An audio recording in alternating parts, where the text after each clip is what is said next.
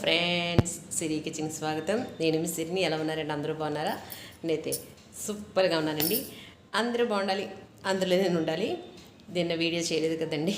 నేను ఏం చేస్తానంటే మండపాకి వెళ్ళారం గుడికి వెళ్ళానండి. అక్కడ కుంకుమ పూజ చేయించుకున్నాను. దర్శనం చాలా బాగా అయింది. అమ్మవారు నిన్న డెకరేషన్ ఉందండి. అయ్యో అసలే చాలా బాగుందండి. అనుకోకుండా కుంకుమ పూజ చేయించుకున్నాను వెళ్ళి. తర్వాత వరిగడి దానం గుడికి వెళ్ళాను. అక్కడ దర్శనం కూడా చాలా బాగా అయింది. మనస్తృప్తిగా ఉందని, చాలా బాగుంది. ఈరోజు విషయం ఏంటంటే, రోజు మా పెద్దబాబు ఫోన్ చేస్తాడండి. సాయంత్రం ఫోన్ చేసినప్పుడు నిన్న ఫోన్ చేశాడు. రాత్రి ఫోన్ చేస్తే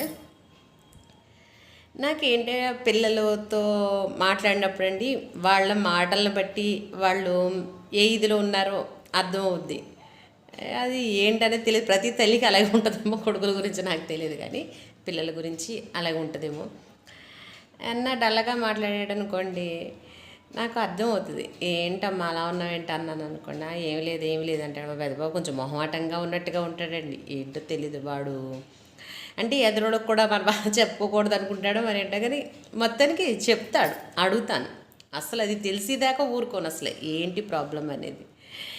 ఏదైనా ఎగ్జామ్ రాసిన సరిగ్గా రాయకపోయినా కొంచెం డల్ అవుతాడు. ఏముందిరా పర్వాలేదులే, బాగానే రాస్తుంటాను అలా అనుకుంటున్నాం, మార్కులు బాగానే వస్తాయిలే, ఏమి ఇబ్బంది పడకు అని చెప్తాను. అంతేగాని ఎందుకు రాయలేదు అది ఇది అని అడగం.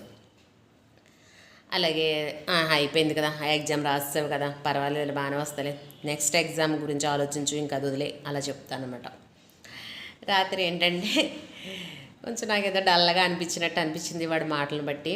నేను అన్నాను, సరే ఏమైంది అంటే చెప్పలేదు. ఆ తర్వాత ఏం లేదులే ఇవాళ ఎగ్జామ్ జరిగింది అన్నాడు. ఓకే బాగానే రాస్తామంటే బాగానే రాస్తాను అన్నాడు. ఓకే సరే ఏంటి విషయం అంటే, ఇలాగా వాళ్ళ ఫ్రెండ్ ఉన్నాడండి, అమలాపురంలో ఉంటాడు, సూర్య అని.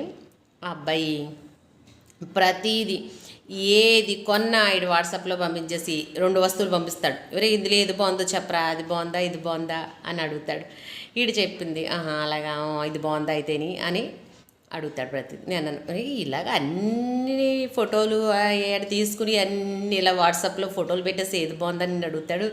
రేపొద్దున్న అమ్మాయి ఫోటో అయినా పంపిస్తే పెళ్లి చూపులకి నిన్నే అడుగుతాడు ఏంట్రా అని అడిగితే మా పెద్ద బాబు అన్నాడు, ఆ అమ్మాయి ఫోటోలు అయితే పంపడం ఎందుకంటే నేను ఆ అమ్మాయి నచ్చిందన్నాను కానీ చచ్చిపోతాడు అక్కడ, మళ్ళీ నేను చేసేసుకుంటానేమో అని అడుగు భయ్యు అని పక్క నవ్వాడు. ఫోటోలు కూడా పంపించడం అమ్మాయి ఫోటోలు రేపొద్దున పెళ్లి చూపుల్లోను అని అంటే, నేను అన్న నిజేరో అది లాజిక్కే, రేపొద్దు నువ్వు నచ్చిందన్నావు అంటే ఆడి ఎడుతాడు నవ్వుడు పక్క నవ్వాడు.